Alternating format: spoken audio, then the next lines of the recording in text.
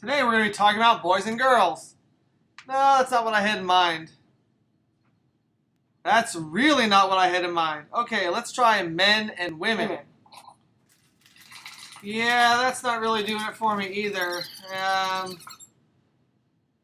What the heck? Now we've gone way off course. Let's bring this back around, folks. So we're talking about the men and women of the Church of Jesus Christ of Latter-day Saints. These folks look like a good place to start. Let's see if we can get a little closer. And still looking. How about, yes.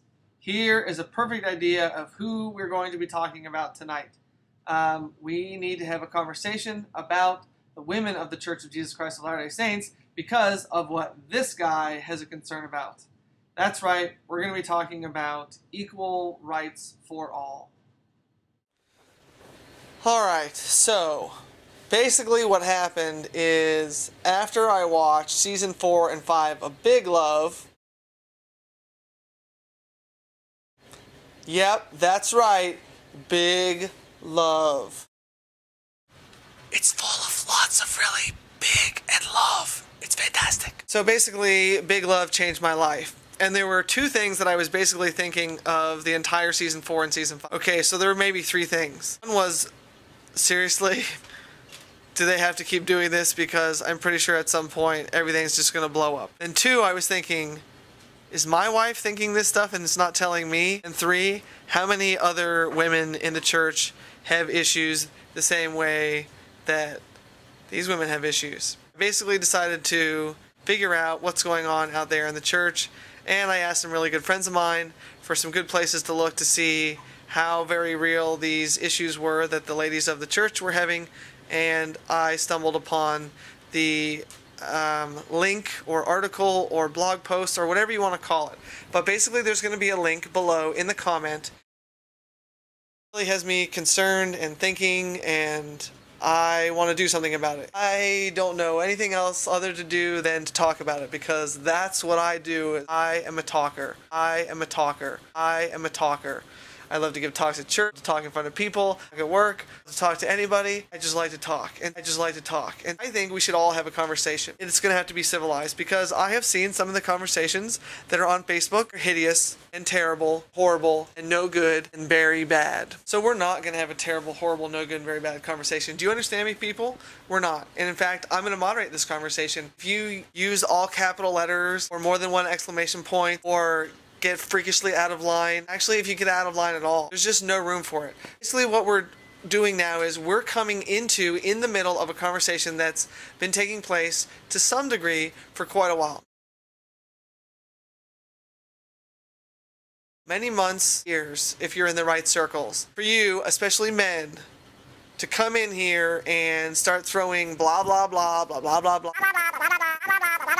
The church is perfect and wonderful and you should all shut up. Any kind of hints of stuff like that, and I'm basically just going to delete your post. So I'm basically just going to delete your post.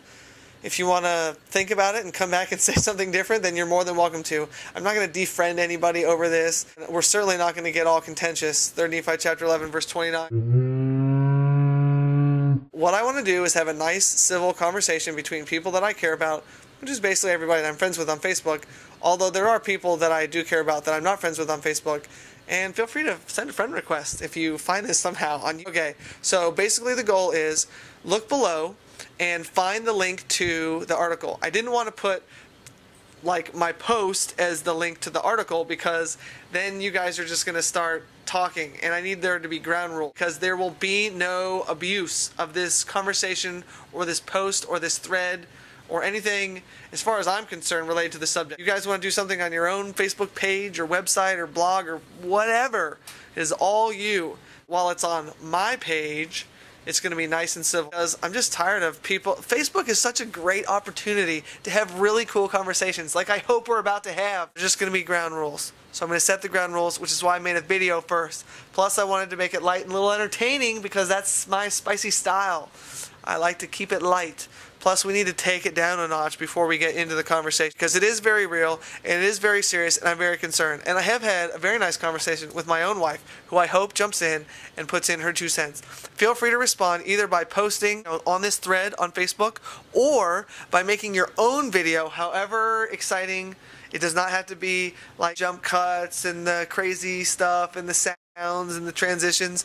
If you just want to like click screen record or record off your video camera and then talk, but just find a way that you feel comfortable participating in the conversation. And we need mostly women and men, if you're going to be sensitive, really sensitive, like not hurt anybody's feelings, we need you to participate. But most of all, men, we need you to read and to listen and to figure out, where do you fit in this conversation? Where does your wife fit in this conversation? I hope there will be many suggestions of what guys can do. A lot to say on the conversation. And Rachel and I had a really good conversation about this last night.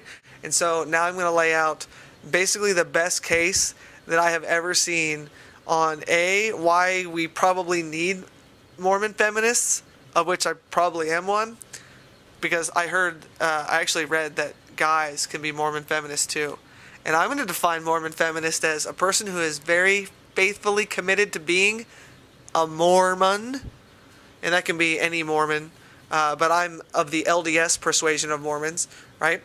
So a person who is firmly a Mormon, i.e. believing in the Book of Mormon as the Word of God, and believes that we can improve the way that we treat, interact, place, think about. There's just more, okay? It could be better. It could be a lot better. So anyway, enough rambling on. Read the list. Remember the ground rules. If your exclamation points or your capital letters or your tone gets out of hand, or if you're just downright spiteful, evil, or mean, you're going to get deleted off this post. But thanks for joining in on the conversation, everyone. I hope you enjoy it, and I hope you find this a nice, safe place to talk about this extremely important issue. Please take place in the conversation. Thanks.